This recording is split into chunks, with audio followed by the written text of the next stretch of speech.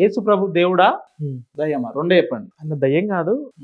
నేను బైబిల్ చదివిన దాని ప్రకారము ఆయన ఒక విఫలమైన ప్రవక్త. విఫలమైన ప్రవక్త. అవును, ప్రవక్త అంటే ఒక మెసెంజర్ అని చెప్పుకున్నారు. సో బైబిల్లో కూడా అలాగే రాయబడి ఉంటుంది. అది కూడా ఒక విఫలమైనటువంటి ఫెయిల్యూర్ మెసెంజర్. యేసు ప్రభు దేవుడా ప్రవక్తన? యేసుక్రీస్తు దేవుడు అంటే ఇప్పుడు విఫలము అనే మాట ఉపయోగించాడు కదా. విఫలం అంటే ఏ రీతిగా విఫలం అని మీరు భావిస్తా ఉన్నారు?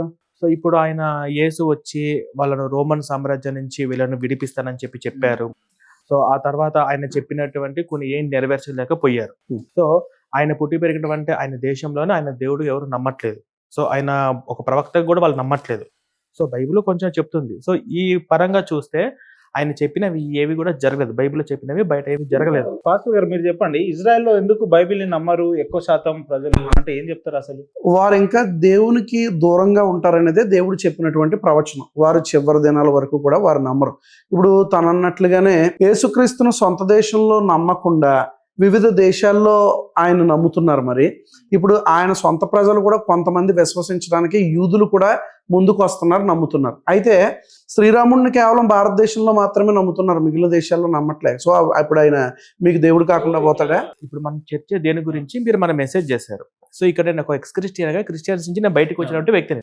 ఇప్పుడు శ్రీరాముని దేవునిగా నమ్ముతున్నారా లేదా? ఇప్పుడు శ్రీరాముని దేవుని ప్రచారం చేసి శ్రీరాము గురించి వాళ్ళని అడిగితే సరిపోతుంది. ఒక హిందూ నేను ఎక్స్ క్రిస్టియన్ అని చెప్పుకుంటే ప్రాబ్లం లేదు. ఎక్స్ క్రిస్టియన్ అని చెప్పుకుంటే ప్రాబ్లం లేదు. ఇప్పుడు నువ్వు ఎప్పుడు కూడా ప్రవీణ్ ఎప్పుడు చూసినా తను కృష్ణుడు భక్తుడిగా చెప్పుకుంటా ఉంటాడు. అండ్ విష్ణుమూర్తి అవతారాల్లో రాముడు ఒకడు, కృష్ణుడు ఒక అవతారం అని మన అందరికీ కూడా తెలుసు. ఆయన కృష్ణుడు మనము బైబుల్లో యేసు ప్రభు ప్రవక్తన దేవుడా దేవుడు కాదా అన్న సబ్జెక్ట్ అయిపోయిన తర్వాత రాముడి గురించి, కృష్ణుడి గురించి, విష్ణు దశాబ్దాల గురించి మనం మాట్లాడదాం. వాటి గురించి రామాయణము, భగవద్గీత చదివినటువంటి వేద పండితులను తీసుకొచ్చి డిస్కషన్ పెడదాం. ఇప్పుడు మన బైబుల్ గురించి ఎవరు? నేను భగవద్గీత కొంతవరకు చదివానండి. నాకు అందులో కొన్ని అంశాలు నాకు నచ్చినాయి, అవి నేను ఫాలో అవుతున్నా. సో ఇప్పుడు అది సబ్జెక్ట్ కాదు కదా. నాది ఎక్స్ క్రిస్టియన్ ఛానల్లో, నా ఛానల్లో బైబుల్ పాస్టర్లు చెప్పే అబద్ధాల గురించి నేను ప్రచారం చేసిన కాబట్టి దీని గురించి డిస్కషన్ చేస్తే బాగుంటుంది. నేను ఏం విన్నానంటే ప్రవీణ్ రాముడు చాలా గొప్పవాడు, కృష్ణుడు చాలా గొప్పవాడు అని చెప్పడం నేను విన్నాను. తన యొక్క ఛానల్లోనే కొన్ని మాటలు చెప్పడం నేను విన్నాను. అలా కాదు. ఇప్పుడు when it comes to comparative religion compare చేస్తూ ఉంటాం థియాలజీలో. కంపారిటివ్ రిలీజియన్ అని ఒక సబ్జెక్ట్ ఉంది. సబ్జెక్ట్ వచ్చినప్పుడు ఖచ్చితంగా యేసుక్రీస్తుని తిడతాను, నువ్వు మా దేవుడు నా దగ్గర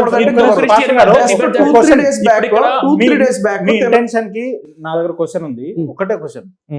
ప్రవీణ్ గారు బైబిల్ ఎందుకు వదిలేయాల్సి వచ్చింది? అసలు బైబిల్ ఎందుకు నమ్మాలి? మీరు చెప్పండి, బైబిల్ ఎందుకు నమ్మాలో, ఆయన ఎందుకు వదిలేసినో ఆయన చెప్తాడు. బైబిల్ అత్యంత పరిశుద్ధమైనది.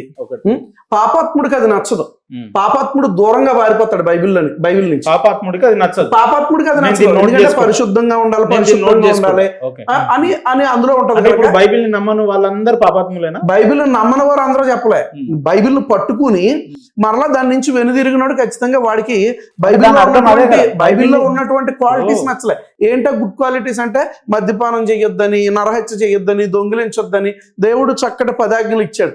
అవి నచ్చనడే ఇలా పారిపోయి నేను ఆ క్రిస్టియన్, నేను ఈ క్రిస్టియన్ అని చెప్పుకుంటా ఉంటాను. మీరు క్రిస్టియనే కదా? నేను క్రిస్టియన్. రామాయణం చదివిరా? చదివాను. మహాభారతం ఐడియా ఉందా? ఐడియా ఉంది. అంటే క్రిస్టియన్ గా ఉండి రామాయణం, మహాభారతం చదివితే తప్పలేదు. కానీ అదే హిందుత్వంలో ఉన్న చాలా మంది వ్యక్తులు ఇదే క్రిస్టియానిటీని, ఇదే బైబిల్ ని చదివి నచ్చలేదు అని పక్కన పెట్టేస్తే పాపాత్ముడు అవుతాడా? తప్పేమీ లేదు. ఇప్పుడు ఒక హిందూగా ఉండి నువ్వు అన్ని గ్రంథాలు చదవచ్చు, ముస్లిం ఉండి అన్ని గ్రంథాలు చదవచ్చు కాదు. నేనేమని సజెస్ట్ చేస్తానంటే ప్రతి వ్యక్తి కూడా అన్ని మత గ్రంథాలు పరిశీలించి అప్పుడు సత్యాన్ని ఏంటో తెలుసుకోవాలి. అప్పుడే మనకి ఒకటి ఉంటుంది కదా, ట్రూత్ అలోన్ ట్రయంప్స్, సత్యం ఎప్పుడు కూడా జయిస్తుంది, గెలుస్తుంది అనేది ఉంటది కదా. ఏది సత్యమో తెలియాలంటే అసలు నువ్వు పరిశీలించాలి కదా. అసలు బైబిల్ కూడా పూర్తిగా చదవలేదంటాను ప్రవీణ్. నేను బైబిల్ కూడా చదవకుండా ఆయన అడిగిన సమాధానం చెప్తాను. ఫస్ట్ ఎవరైతే అంటే వీళ్ళ కాన్సెప్ట్ ఏంది, ఎన్ని పాపాలు చేసినా వీళ్ళ దేవుడు క్షమిస్తాడు అంటే ఏంది, పాపాలు చేసే వాళ్ళు బైబిల్ పట్టుకుంటారు. ఎందుకంటే పాపాత్ములు మాత్రమే బైబిల్ పట్టుకుంటారు. సరే, ఇప్పుడు నేను అన్ని గ్రంథాలు చదివానా చదివా అన్ని పక్కన పెడతాం సార్. నేను స్ట్రైట్ గా క్వశ్చన్ అడుగుతున్నాను.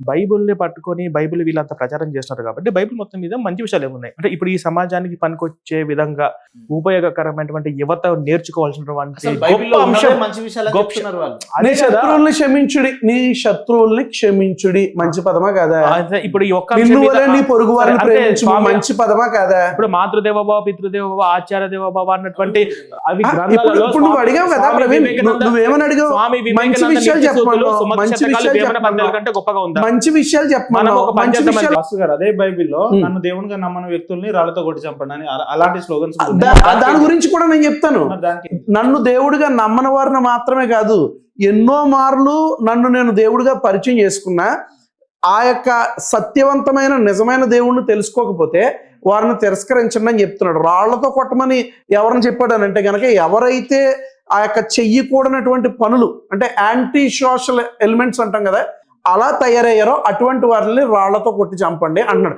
ఆ రోజుల్లో చట్టం అది. ఈ రోజుల్లో చట్టం ఉరితీయడం తప్పని అంటారా? కసబ్బు నురితీయడం తప్పంటారా?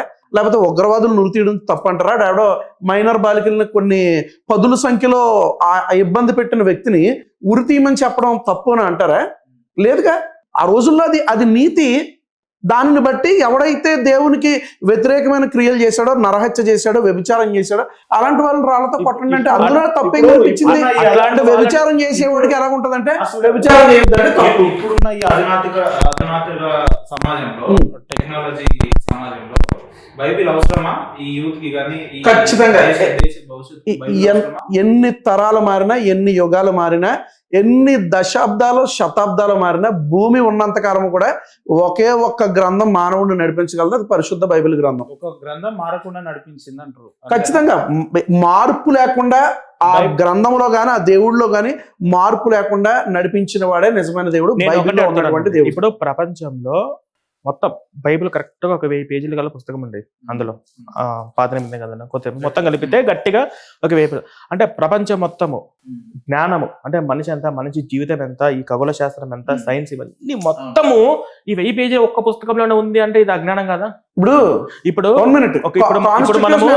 ఇప్పుడు ఇప్పుడు మనం బీటెక్ చదివామంటే నేను ఆయన మాట్లాడేటప్పుడు నేను మధ్యలో దారులు ఫస్ట్ ఇప్పుడు నాది బీటెక్ సివిల్ ఇంజనీరింగ్ కంప్లీట్ అయిపోయింది. వీళ్ళు బైబిల్ ఎవరికి అర్థం కాదు, బైబిల్ పరిశుద్ధాత్మతో రాయబడింది, బైబిల్ మించిన ప్రపంచం ఎవరికి లేదు, బైబిల్ పరిశుద్ధాత్మ చదివితే వాళ్ళకి అర్థమవుతుందని చెప్పేసి రకరకాలు చెప్తా ఉంటారు. సో ఇప్పుడు బీటెక్ కంప్లీట్ అయినటువంటి ఆయన ఏమన్నాడంటే బైబిల్ పాపాత్ములకి అర్థం కాదు, పాపాత్ములే దీన్ని పాటించలేరు అని అన్నాడు. అసలు బైబిల్ బైబుల్ పట్టుకున్న వాళ్ళు ఎవరైతే ఉన్నారో వాళ్ళే పాపాత్ములు. వాళ్ళు ఎన్ని పాపాలు చేసినా మా దేవుడు క్షమిస్తాడు, వాళ్ళు ఎన్ని పాపాలు చేసినా మా బహుశా నీకు బైబిల్ వాక్యం తెలియదేమో ప్రవీణ్, బైబిల్ వాక్యం తెలియదేమో. ఎన్ని మార్లు గద్దించినను లోబడిన వాడు మరుతిరుగు లేకుండా నేను ఈ మాట అనే ముందు క్షమాపణ అడుగుతున్నాను.